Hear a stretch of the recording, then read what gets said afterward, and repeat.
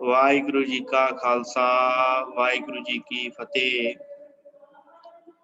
गुरु प्यारी गुरु सवारी साध संगत आप जी ਸਵੇਰ ਦੀ ਆਨਲਾਈਨ ਗੁਰਮਤਿ ਕਲਾਸ ਦੇ ਵਿੱਚ ਜੁੜ ਚੁੱਕੇ ਹੋ, ਜਿਸ ਵਿੱਚ ਆਪਾਂ ਸਿੱਖ ਰਾਜ ਕਿਵੇਂ ਬਣਿਆ ਉਹ ਸਾਰਾ ਇਤਿਹਾਸ ਸਿੱਖਾਂ ਦਾ ਪਿਛਲੇ ਦਿਨਾਂ ਤੋਂ ਵਿਚਾਰ ਰਹੇ ਹਾਂ।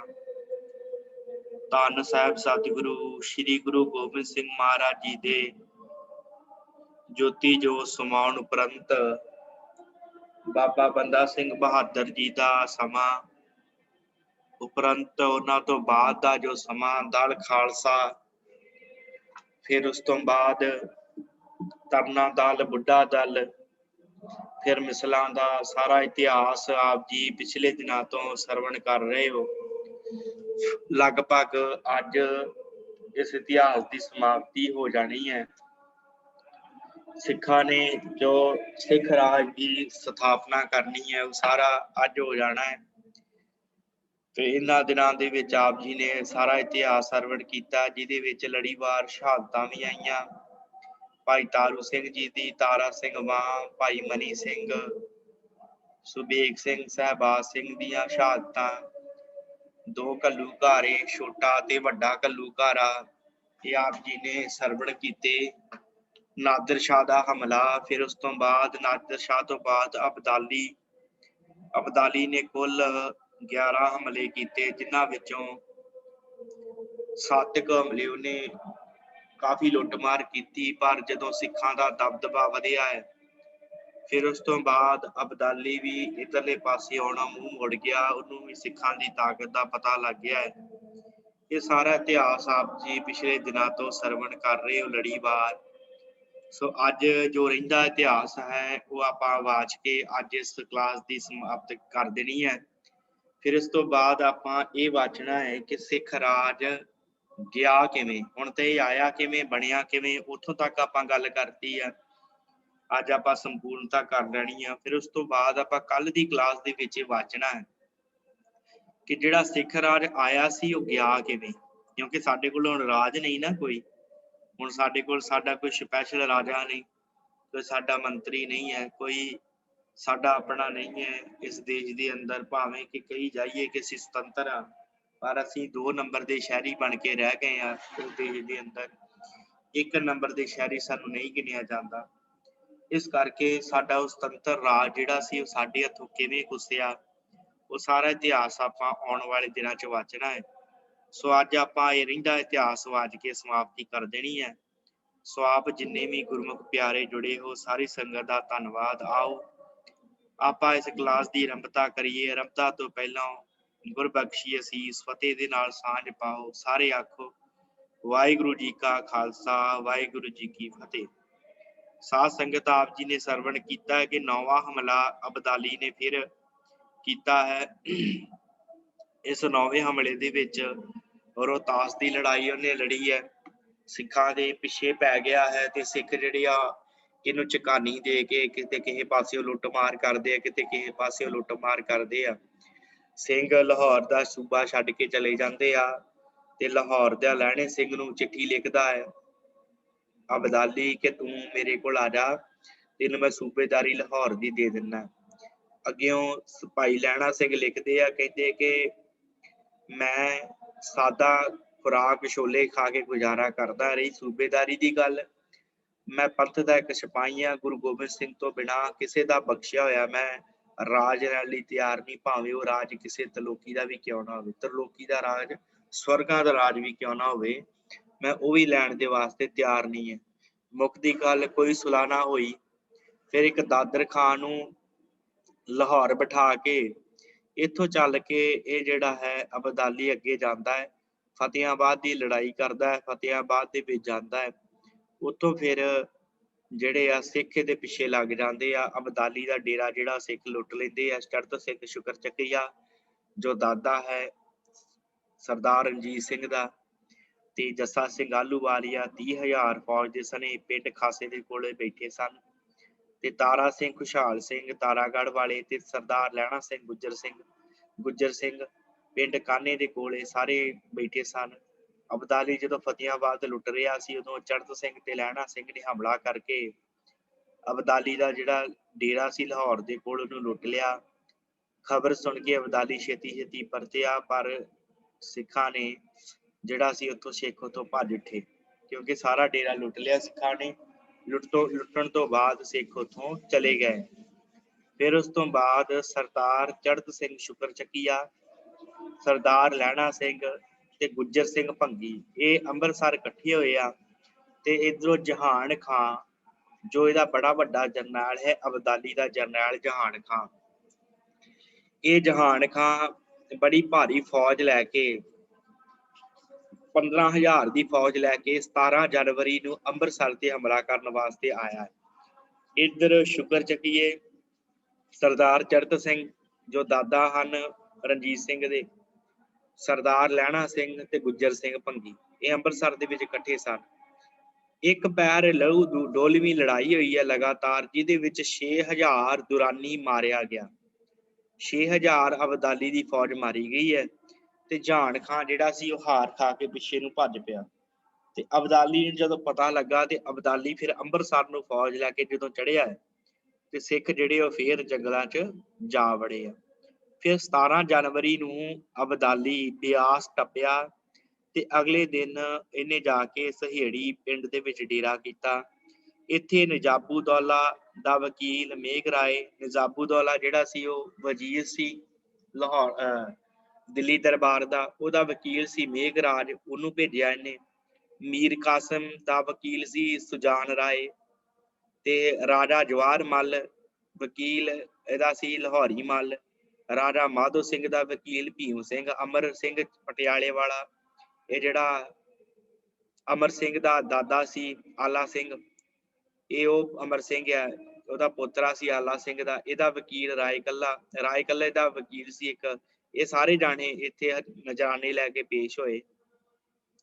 ਫਿਰ ਉਸ ਤੋਂ ਬਾਅਦ ਅਮਰ ਸਿੰਘ ਇਹਨੂੰ ਆਣ ਕੇ ਮਿਲਿਆ ਹੈ ਤੇ ਅਮਰ ਸਿੰਘ ਨੂੰ ਬਾਅਦ ਵਿੱਚ ਅਮਰ ਸਿੰਘ ਇਹਨੂੰ ਆਣ ਕੇ ਮਾਛੀਵਾੜੇ ਮਿਲਿਆ ਤੇ ਇੱਥੇ ਫਿਰ ਨਾਸਰ ਖਾਂ ਜਿਹੜਾ ਸੀ ਉਹ ਸਿੱਖਾਂ ਦੇ ਟਾਕਰੇ ਵਾਸਤੇ ਅੱਗੇ ਵਧਿਆ ਤੇ ਉਹ ਬੁਰੀ ਤਰ੍ਹਾਂ ਹਾਰ ਕੇ ਪਿੱਛੇ ਨੂੰ ਮੁੜ ਪਿਆ।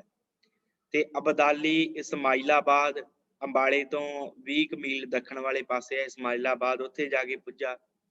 ਇੱਥੇ 9 ਮਾਰਚ ਨੂੰ ਨਜੀਬੂਦੌਲਾ ਜਿਹੜਾ ਵਜ਼ੀਰ ਹੈ ਦਿੱਲੀ ਦਾ, ਉਹਦੇ ਪੇਸ਼ ਹੋਇਆ ਆਣ ਕੇ ਤੇ 2 ਲੱਖ ਨਜਰਾਨਾ ਇਹਨੇ ਤਾਰਿਆ, ਇਹਨੂੰ ਭੇਟ ਕੀਤਾ ਅਬਦਾਲੀ ਨੂੰ। ਫਿਰ ਅਬਦਾਲੀ 18 ਮਾਰਚ ਨੂੰ ਅੰਬਾਲੇ ਪੁੱਜਾ ਤੇ 2 ਦਿਨ ਪਿੱਛੋਂ ਸਰਹੰਦ ਆਣ ਕੇ ਬੈਠ ਗਿਆ ਹੈ। ਇੱਥੇ ਰਾਜਾ ਅਮਰ ਸਿੰਘ ਪਟਿਆਲੇ ਨੇ 3 ਲੱਖ ਖਰਾਜ ਤਾਰਿਆ, 3 ਲੱਖ ਨੂੰ ਪੈਸਾ ਦਿੱਤਾ, 3 ਲੱਖ ਰੁਪਈਆ। ਤੇ ਅਬਦਾਲੀ ਨੇ ਉਹਨੂੰ ਸਰਹੰਦ ਦੀ ਸੂਬੇਦਾਰੀ ਤੇ ਮਹਾਰਾਜਾ ਰਾਜਗਾਨ ਦਾ ਖਿਤਾਬ ਦਿੱਤਾ। ਤੇ ਰਾਜਾ ਅਮਰ ਸਿੰਘ ਨੇ 2 ਲੱਖ ਤੇ 30,000 ਜਿਹੜਾ ਸੀ ਉਹ ਤਾਰ ਕੇ ਤੇ ਅੰਬਾਲੇ ਦੇ ਇਲਾਕੇ ਤੋਂ ਜਿਹੜੀਆਂ ਢੱਕਾਂ ਭਾਵ ਜਿਹੜੀਆਂ ਇਸਤਰੀਆਂ ਬੰਨ ਕੇ ਲਿਆਂਦੀਆਂ ਸਨ, ਉਹਨਾਂ ਨੂੰ ਛੁਡਾ ਲਿਆ ਤੇ ਉਹਨਾਂ ਦਾ ਖਰਚਾ ਤਾਰ ਕੇ ਛੁਡਾ ਕੇ ਉਹਨਾਂ ਨੂੰ ਘਰੋਂ ਘਰੀ ਭੇਜ ਦਿੱਤਾ। ਫਿਰ ਇਸ ਤੋਂ ਬਾਅਦ ਅਬਦਾਲੀ ਮਾਛੀਵਾੜੇ ਆਣ ਕੇ ਬੈਠਾ ਰਿਹਾ ਤੇ 1.5 ਮਹੀਨਾ ਲਗਾਤਾਰ ਮਾਛੀਵਾੜੇ ਹੀ ਰਿਹਾ ਆਣ ਕੇ।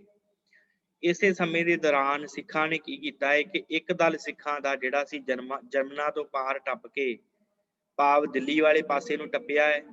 ਨਿਜ਼ਾਬੂਦੌਲਾ ਦਾ ਇਲਾਕਾ ਉਹਨਾਂ ਜਾ ਕੇ ਲੁੱਟਿਆ। ਅੰਬੇਟਾ, ਨਨੌਤਾ, 14 ਮਈ ਨੂੰ ਮੇਰਠ ਆਦਿ ਸ਼ਹਿਰ ਜਿਹੜੇ ਸੀ ਉਹ ਸਿੱਖਾਂ ਨੇ ਲੁੱਟੇ ਤੇ ਜਹਾਨ ਖਾਂ ਦੁਰਾਨੀ ਨੂੰ ਨਾਲ ਲੈ ਕੇ, ਜਹਾਨ ਖਾਂ ਜਿਹੜਾ ਇਹਦਾ ਅਬਦਾਲੀ ਦਾ ਚਹੇਤਾ ਜਿਹੜਾ ਸੀ, ਇਹਦਾ ਬਹੁਤ ਵੱਡਾ ਜਿਹੜਾ ਸੀ, ਆਪਾਂ ਕਹਿ ਸਕਦੇ ਹਾਂ ਕਿ ਇਹਦਾ ਤਾਕਤਵਰ ਜਰਨੈਲ ਸੀ ਇੱਕ ਜਹਾਨ ਖਾਂ, ਉਹਨੂੰ ਨਾਲ ਲੈ ਕੇ ਨਿਜ਼ਾਬੂਦੌਲਾ ਸਿੱਖਾਂ ਦਾ ਟਾਕਰਾ ਕਰਨ ਵਾਸਤੇ ਗਿਆ ਹੈ। ਸ਼ਾਮਲੀ ਤੇ ਕਰਾਨਾ ਦੇ ਵਿਚਕਾਰ ਇਹਨਾਂ ਦੀ ਲੜਾਈ ਹੋਈ।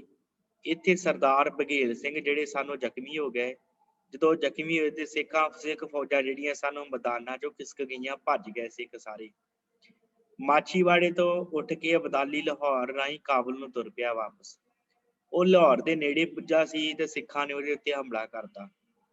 ਅਬਦਾਲੀ ਲਾਹੌਰ ਜਾ ਕੇ ਲੁਕਿਆ, ਉੱਥੋਂ ਤੁਰ ਕੇ ਸਿਆਲਕੋਟ ਜਾ ਕੇ ਬੈਠਾ। ਉਹਨੇ ਇਲਾਕਾ ਲੁੱਟ ਲਿਆ ਤੇ 30,000 ਜਿਹੜੀਆਂ ਔਰਤਾਂ ਉੱਥੋਂ ਬੰਨ ਲਈਆਂ। ਸਰਦਾਰ ਜੱਸਾ ਸਿੰਘ ਆਲੂਵਾਲੀਆ, ਸਰਦਾਰ ਬਘੇਲ ਸਿੰਘ, ਸਰਦਾਰ ਚੜ੍ਹਤ ਸਿੰਘ ਨੇ ਜੇਹਲਮ ਦੇ ਕੰਢੇ ਤੇ ਜਾ ਕੇ ਅਬਦਾਲੀ ਤੇ ਫਿਰ ਹਮਲਾ ਕੀਤਾ ਤੇ ਹਮਲਾ ਕਰਕੇ ਜਿਹੜੀਆਂ ਇਸਤਰੀਆਂ ਢੱਕਾਂ ਬੰਨੀਆਂ ਸਨ ਉਹਨਾਂ ਨੂੰ ਛੁਡਾ ਲਿਆ ਤੇ ਬਹੁਤ ਸਾਰਾ ਸਮਾਨ ਜਿਹੜਾ ਉਹ ਲੁੱਟ ਲਿਆ ਉਹਦਾ। ਇੱਥੇ ਬੜਾ ਨੁਕਸਾਨ ਉਠਾ ਕੇ ਅਬਦਾਲੀ ਆਪਣੇ ਘਰ ਨੂੰ ਗਿਆ। ਉਹ ਜੇਲ੍ਹੋਂ ਪਾਰ ਹੋਇਆ ਤਾਂ ਸਿੱਖਾਂ ਨੇ ਪਰਤ ਕੇ ਆਪੋ ਆਪਣੇ ਇਲਾਕਿਆਂ ਤੇ ਫੇਰ ਕਬਜ਼ਾ ਕਰ ਲਿਆ। ਸਰਦਾਰ ਲਹਿਣਾ ਸਿੰਘ, ਗੁੱਜਰ ਸਿੰਘ, ਸੋਭਾ ਸਿੰਘ ਫੌਜ ਲੈ ਕੇ ਸ਼ਾਲਾਮਾਰ ਬਾਗ 'ਚ ਜਾ ਬੈਠੇ। ਉਹਨਾਂ ਨੇ ਅਬਦਾਲੀ ਦਾ ਜਿਹੜਾ ਸੂਬੇਦਾਰ ਬਣਾਇਆ ਸੀ ਦਾਨਣ ਖਾਨ, ਜਿਹਨੂੰ ਸੂਬੇਦਾਰ ਬਣਾ ਕੇ ਗਿਆ ਸੀ, ਉਹਨੂੰ ਸੁਨੇਹਾ ਭੇਜਿਆ ਕਿ ਜਾਂ ਲਾਹੌਰ ਖਾਲੀ ਕਰ ਦੇ ਤੇ ਜਾਂ ਸਾਡੇ ਨਾਲ ਲੜਾਈ ਕਰਨ ਵਾਸਤੇ ਤਿਆਰ ਹੋ ਜਾ। ਤੇ ਦਾਨਣ ਖਾਂ ਸਿੱਖਾਂ ਦਾ ਟਾਕਰਾ ਨਹੀਂ ਸੀ ਕਰ ਸਕਦਾ। ਇਸ ਕਰਕੇ ਉਹਨੇ ਸ਼ਹਿਰ ਦੇ ਪਤਵੰਤੇ ਸੱਜਣ ਲਏ। ਮੀਆਂ ਮੁਹੰਮਦ ਆਸ਼ਿਕ, ਮੀਰ ਨੱਥੂ ਸ਼ਾਹ, ਹਾਫਿਜ਼ ਕਾਦਰ ਬਖਸ਼, ਲਾਲਾ ਮਹਿਰਾਜ ਸਿੰਘ, ਇਹਨਾਂ ਨੂੰ ਨਾਲ ਲੈ ਕੇ ਸਿੱਖ ਸਰਦਾਰਾਂ ਦੇ ਸਾਹਮਣੇ ਪੇਸ਼ ਹੋਇਆ। ਉਹਨਾਂ ਦਾਨਣ ਖਾਂ ਦੀ ਸਿੱਖਾਂ ਨੇ ਬੜੀ ਇੱਜ਼ਤ ਕੀਤੀ ਤੇ ਉਹਨੂੰ ਹਰ ਰੋਜ਼ ਦਾ 20 ਰੁਪਏ ਭੱਤਾ ਦੇਣ ਦਾ ਜਿਹੜਾ ਐਲਾਨ ਕਰ ਦਿੱਤਾ ਕਿ ਇਹਨੂੰ ਰੋਜ਼ ਦੇ 20 ਰੁਪਏ ਦਿੱਤੇ ਜਾਣਗੇ ਦਾਨਣ ਖਾਨ ਨੂੰ। ਇਸ ਤਰ੍ਹਾਂ ਅਮਨ ਦੇ ਨਾਲ ਸਿੱਖਾਂ ਨੇ ਫੇਰ ਲਾਹੌਰ ਦੇ ਉੱਤੇ ਆਪਣਾ ਕਬਜ਼ਾ ਜਮਾ ਲਿਆ। ਪਹਿਲੇ ਕਬਜ਼ੇ ਜਿਹੜੇ ਬਹਾਲ ਕਰਕੇ ਸਿੱਖ ਸਰਦਾਰ ਨਵੇਂ ਇਲਾਕੇ ਮੰਨਣ ਲੱਗ ਪਏ। ਸਰਦਾਰ ਗੁੱਜਰ ਸਿੰਘ ਨੇ ਰਾਵਲਪਿੰਡੀ ਦੇ ਦੁਆਲੇ ਗੱਖਣਾ ਦਾ ਇਲਾਕਾ ਮੱਲ ਕੇ ਤੇ ਆਪਣੇ ਵੱਲੋਂ ਉੱਥੋਂ ਦਾ ਹਾਕਮ ਸਰਦਾਰ ਮਿਲਖਾ ਸਿੰਘ ਨੂੰ ਥਾਪਿਆ, ਜਿਸ ਨੇ ਆਪਣੀ ਰਾਜਧਾਨੀ ਰਾਵਲਪਿੰਡੀ ਬਣਾ ਲਈ। 1767 ਈਸਵੀ ਦੇ ਅਖੀਰ ਤੱਕ ਉੱਥੇ ਕਬਜ਼ੇ ਵਿੱਚ 3 ਲੱਖ ਸਾਲਾਨਾ ਇਲਾਕਾ ਜਿਹੜਾ ਹੋ ਗਿਆ ਸੀ। ਭਾਵ ਉਸ ਜਗ੍ਹਾ ਤੋਂ 3 ਲੱਖ ਰੁਪਇਆ ਜਿਹੜਾ ਸੀ ਉਹ ਇਕੱਠਾ ਹੋਣ ਲੱਗ ਪਿਆ ਸੀ 1 ਸਾਲ ਦਾ।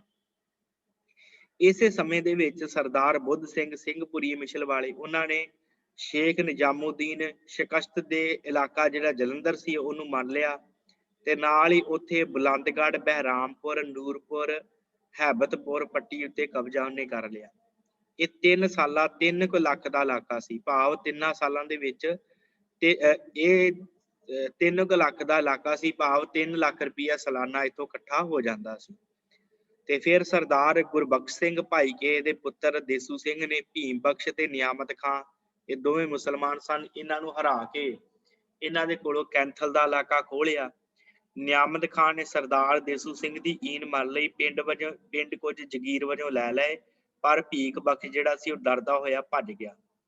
1767 ਈਸਵੀ ਦੇ ਅਖੀਰ ਤੱਕ ਕਹਿੰਦੇ ਆ ਸਿੱਖ ਫਿਰ ਨਜਾਬੂਦੌਲਾ ਦਾ ਇਲਾਕਾ ਲੁੱਟਣ ਵਾਸਤੇ ਚੜ ਪਏ। 19 ਦਸੰਬਰ ਨੂੰ ਖਾਲਸਾ ਫੌਜ ਦਿੱਲੀ ਕੋਲ ਪੁੱਜੀਆਂ। ਨਜਾਬੂਦੌਲਾ ਨੇ ਆਪਣੇ ਮਹਿਤੇਤ ਜਿਹੜੇ ਸਨ ਯਾਕੂਬ ਅਲੀ ਨੂੰ ਹੁਕਮ ਭੇਜਿਆ ਕਿ ਤਗੜੇ ਹੋ ਜਾਓ, ਦਿੱਲੀ ਦੀ ਰਾਖੀ ਕਰੋ। ਸਿੱਖ ਦਿੱਲੀ ਦਾ ਪਾਸਾ ਛੱਡ ਕੇ ਜਮਨਾ ਤੋਂ ਪਾਰ ਲੰਘ ਕੇ ਨਨੌਤੇ ਤੇ ਜਾ ਪਏ। ਨਨੌਤਾ ਸ਼ਹਿਰ ਹੈ ਇੱਕ, ਉੱਥੇ ਜਾ ਪਏ। ਨਜਾਬੂਦੌਲਾ ਵੀ ਫੌਜ ਲੈ ਕੇ ਜਾ ਪਿਆ। ਉਹਨਾਂ ਦੇ ਉੱਤੇ ਬੜੀ ਸਖਤ ਲੜਾਈ ਹੋਈ। ਪਿੱਛੋਂ ਸਿੱਖ ਪਿੱਛੇ ਹਟ ਕੇ ਸਹਾਰਨਪੁਰ ਨੂੰ ਵਾਪਸ ਆ ਗਏ ਆ। ਇਸਲਾਮ ਨਗਰ ਦੇ ਕੋਲ ਫਿਰ ਲੜਾਈ ਹੋਈ। ਸਿੱਖ ਰਾਜਘਾਟ ਤੋਂ ਜਮਨਾ ਟੱਪ ਕੇ ਆਪਣੇ ਇਲਾਕੇ 'ਚ ਵਾਪਸ ਆ ਗਏ। ਜਮਨਾ ਤੋਂ ਉਰਲੇ ਪਾਸੇ ਆ ਗਏ ਆ। ਮਾਰਚ 1768 ਈਸਵੀ ਦੇ ਵਿੱਚ ਸਿੱਖ ਫਿਰ ਨਿਜ਼ਾਮੂਦੌਲਾ ਦੇ ਇਲਾਕੇ ਲੁੱਟਣ ਵੱਲ ਪੈ ਗਏ। ਨਜੀਬੂਦੌਲਾ ਜਿਹੜਾ ਸੀ ਉਹ ਪਿੰਡ ਅਵਾਲੇ ਵਿੱਚ ਆਪਣੇ ਪੁੱਤਰ ਕਾਲੇ ਖਾਂ ਦੇ ਵਿਆਹ ਤੇ ਰੁੱਝਾ ਹੋਇਆ ਸੀ। ਸਿੱਖਾਂ ਨੇ ਪਾਣੀਪਤ ਦੇ ਕਰਨਾਲ ਉਸ ਸਮੇਂ ਲੁੱਟ ਲਏ ਆ। ਖਬਰ ਜਦੋਂ ਸੁਣੀ ਹੈ ਇੱਧਰ ਨਿਜ਼ਾਮੂਦੌਲਾ ਨੇ ਤੇ ਫੌਜ ਲੈ ਕੇ ਸਿੱਖਾਂ ਦਾ ਟਾਕਰਾ ਕਰਨ ਵਾਸਤੇ ਆਇਆ। ਕਹਿੰਦੇ ਲਗਾਤਾਰ ਲੜਾਈ ਕਈ ਦਿਨ ਚੱਲਦੀ ਰਹੀ, ਜਿਨ੍ਹਾਂ ਵਿੱਚ ਨਜੀਬੂਦੌਲਾ ਜਿਹੜਾ ਸੀ ਬੁਰੀ ਤਰ੍ਹਾਂ ਹਾਰ ਗਿਆ। ਉਸ ਨੂੰ ਪਿੜੋਂ ਕੱਢ ਕੇ ਸਿੱਖ ਦਿੱਲੀ ਉੱਤੇ ਜਾ ਧਮਕੇ। ਦਿੱਲੀ ਦੀ ਰਾਖੀ ਕਰਨ ਵਾਲਾ ਉਸ ਸਮੇਂ ਕਹਿੰਦੇ ਕੋਈ ਨਹੀਂ ਸੀ। ਬਹਾਦਰ ਸ਼ਾਹ ਆਲਮ ਸਾਨੀ ਦੂਜਾ ਜਿਹੜਾ ਸੀ ਆਪ ਦਿੱਲੀ ਤੋਂ ਬਾਹਰ ਗਿਆ ਹੋਇਆ ਸੀ। ਹਕੂਮਤ ਦਾ ਸਾਰਾ ਜਿਹੜਾ ਕੰਮ ਸੀ ਉਹ ਰਾਜਮਾਤਾ ਬਹਾਦਰ ਸ਼ਾਹ ਦੀ ਮਾਂ ਜਿਹੜੀ ਸੀ ਉਹ ਸਾਂਭਦੀ ਸੀ ਤੇ ਨਾਲ ਇਹਦਾ ਵਜ਼ੀਰ ਨਜੀਬੂਦੌਲਾ ਕਰਦੇ ਸੀ। ਮਗਰਲਾ ਸਿੱਖਾਂ ਤੋਂ ਬੁਰੀ ਤਰ੍ਹਾਂ ਹਾਰ ਚੁੱਕਾ ਸੀ। ਭਾਵ ਨਜੀਬੂਦੌਲਾ ਬੁਰੀ ਤਰ੍ਹਾਂ ਹਾਰ ਗਿਆ ਸੀ। ਉਸ ਵਿੱਚ ਫਿਰ ਦੁਬਾਰਾ ਟਾਕਰਾ ਕਰਨ ਦੀ ਸ਼ਕਤੀ ਨਹੀਂ ਸੀ ਤੇ ਉਹਨੇ ਫਿਰ ਦਿੱਲੀ ਵਿੱਚੋਂ ਆਪਣਾ ਮੁਖਤਿਆਰ ਜਿਹੜਾ ਏਜੰਟ ਸੀ ਸੁਲਤਾਨ ਖਾਂ ਸਣੇ ਫੌਜ ਬੁਲਾ ਲਿਆ ਤੇ ਰਾਜਮਾਤਾ ਜਿਹੜੀ ਬਹਾਦਰ ਸ਼ਾਹ ਦੀ ਮਾਂ ਸੀ ਉਹਦੇ ਕੋਲ ਆਪਣਾ ਅਸਤੀਫਾ ਪੇਸ਼ ਕੀਤਾ ਤੇ ਨਾਲ ਹੀ ਕਿਹਾ ਕਿ ਮੈਂ ਸਿੱਖਾਂ ਦਾ ਟਾਕਰਾ ਨਹੀਂ ਕਰ ਸਕਦਾ, ਦਿੱਲੀ ਦੀ ਰਾਖੀ ਮੇਰੇ ਕੋਲੋਂ ਹੁਣ ਨਹੀਂ ਹੋਣੀ। ਹੁਣ ਦਸੰਬਰ 1768 ਈਸਵੀ ਵਿੱਚ ਨਜੀਬੂਦੌਲਾ ਇੱਕ ਲੜਾਈ ਵਿੱਚ ਸਿੱਖਾਂ ਨਾਲ ਫੇਰ ਲੜਿਆ ਤੇ ਹਾਰ ਗਿਆ। ਇਸ ਪਿੱਛੋਂ ਦਰਿਆ ਜਮਨਾ ਤੋਂ ਪਾਰ ਸਿੱਖਾਂ ਦੇ ਹਮਲੇ ਆਮ ਹੋ ਗਏ। ਤੰਗ ਆ ਕੇ ਜਮਨਾ ਗੰਗਾ ਦੇ ਵਿਚਾਰਲੇ ਜਿਹੜੇ ਇਲਾਕੇ ਸਨ, ਉਹਨਾਂ ਦੇ ਹਾਕਮ ਤੇ ਚੌਧਰੀ ਜਿਹੜੇ ਸਨ, ਉਹਨਾਂ ਨੇ ਸਿੱਖਾਂ ਦੀ ਈਨ ਮੰਨ ਲਈ ਆ ਤੇ ਕਰ ਰਾਖੀ ਦਾ ਪ੍ਰਬੰਧ ਉਹਨਾਂ ਨੇ ਕਰ ਲਿਆ। ਭਾਵ ਲੁੱਟ ਮਾਰ ਕਰਨ ਬਦਲੇ ਚੰਦਾ ਹਜ਼ਾਰਾਨਾ ਭਰਨਾ ਪ੍ਰਵਾਨ ਕਰ ਲਿਆ। ਹਰ ਛਮਾਈ 2 ਤੋਂ 5 ਰੁਪਏ ਪ੍ਰਤੀ ਜੀ, ਇੱਕ ਜਾਣੇ ਦਾ 2 ਤੋਂ 5 ਰੁਪਏ ਪ੍ਰਤੀ ਇੱਕ ਜਾਣੇ ਦਾ ਲਿਆ ਜਾਂਦਾ, ਸਿੱਖ ਸਰਦਾਰ ਲੈਂਦੇ ਤੇ ਸਿੱਖ ਸਰਦਾਰਾਂ ਨੇ ਉਹ ਸਾਰਾ ਇਲਾਕਾ ਆਪਸ ਦੇ ਵਿੱਚ ਵੰਡ ਲਿਆ, ਜਿਸ ਨੂੰ ਪੱਤੀਦਾਰੀ ਆਖਦੇ ਸਨ।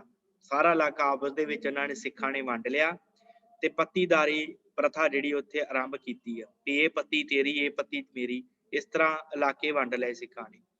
ਫਸਲ ਦੇ ਸਮੇਂ 6 ਮਹੀਨੇ ਪਿੱਛੋਂ ਥੋੜੇ ਜਿਹੇ ਸਿੱਖ ਸਿਪਾਹੀ ਜਾਂਦੇ ਤੇ ਆਪੋ ਆਪਣੇ ਇਲਾਕੇ ਦੇ ਵਿੱਚੋਂ ਉਗਰਾਹੀ ਕਰਕੇ ਲੈ ਆਉਂਦੇ ਸਨ।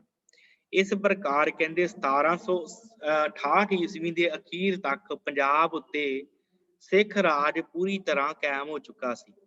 ਹਰ ਪਾਸੇ ਸਿੱਖ ਰਾਜ ਹੀ ਸੀ।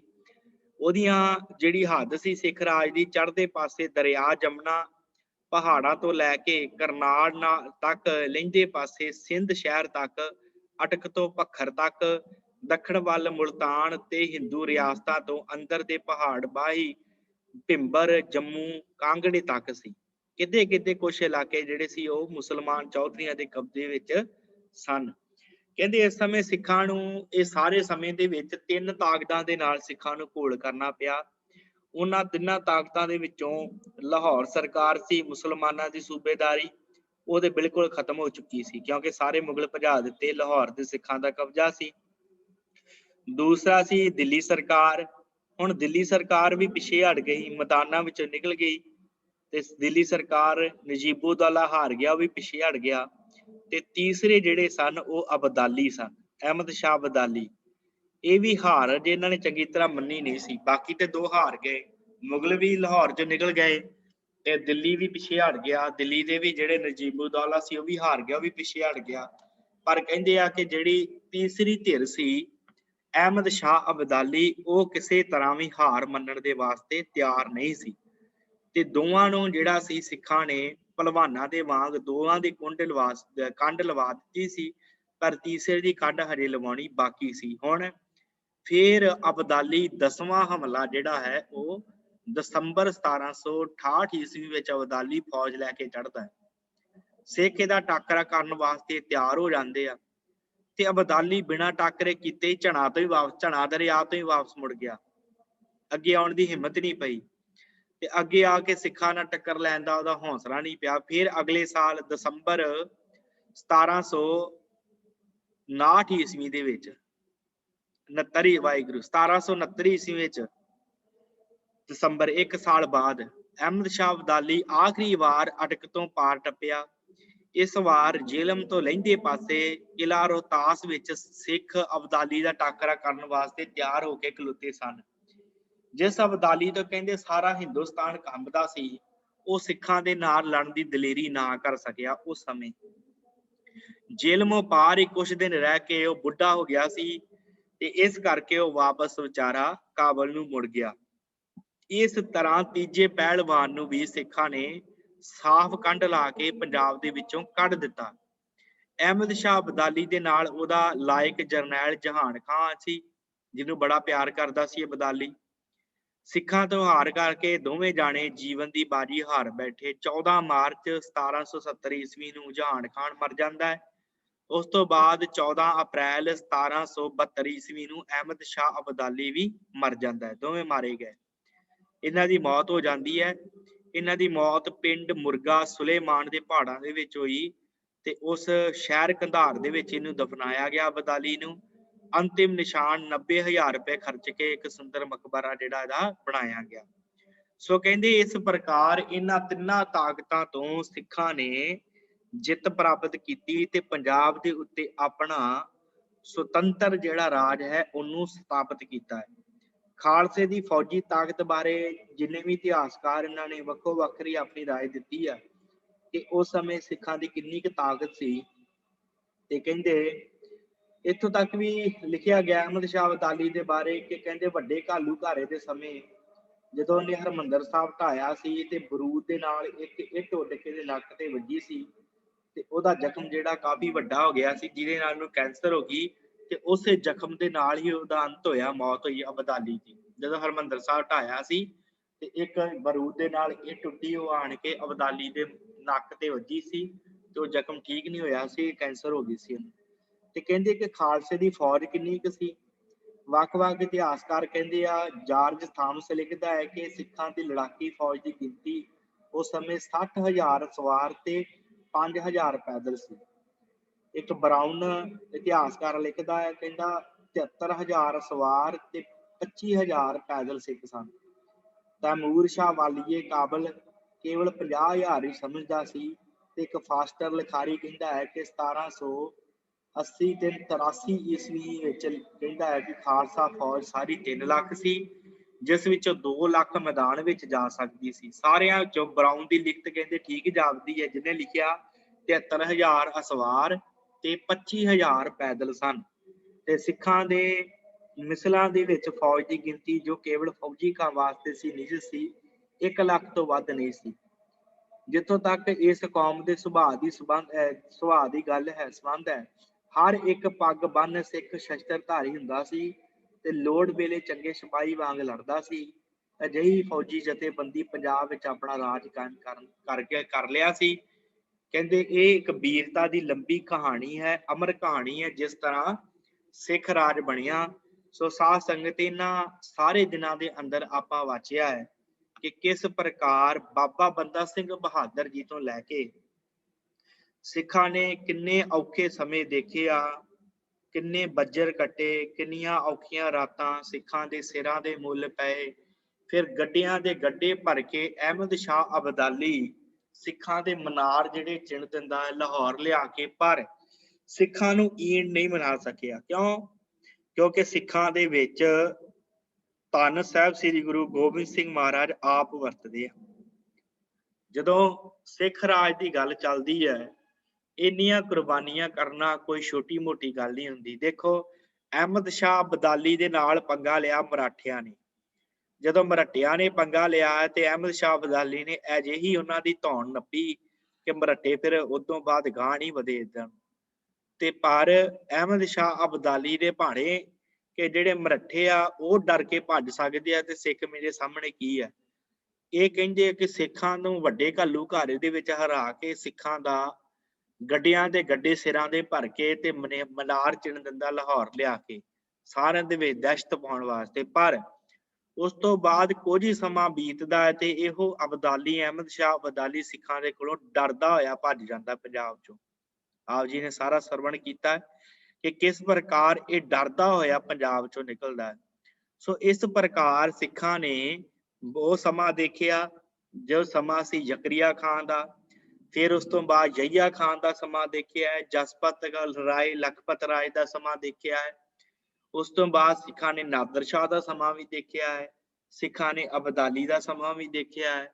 ਤੇ ਸਿੱਖਾਂ ਨੇ ਇਸ ਅਬਦਾਲੀ ਦੇ ਸਮੇਂ ਵਿੱਚ ਸਿੱਖਾਂ ਨੇ ਦਿੱਲੀ ਰਾਜ ਦੇ ਜੋ ਸਿੱਖਾਂ ਦੇ ਨਾਲ ਵਧੀਕੀਆਂ ਹੋਈਆਂ, ਉਹਨਾਂ ਸਾਰੀਆਂ ਦੇ ਉੱਤੇ ਜਿੱਤ ਪ੍ਰਾਪਤ ਕਰਕੇ ਸਿੱਖਾਂ ਨੇ ਆਪਣੀ ਸੁਤੰਤਰਤਾ ਦਾ ਝੰਡਾ ਜਿਹੜਾ ਉਹ ਲਹਿਰਾ ਦਿੱਤਾ।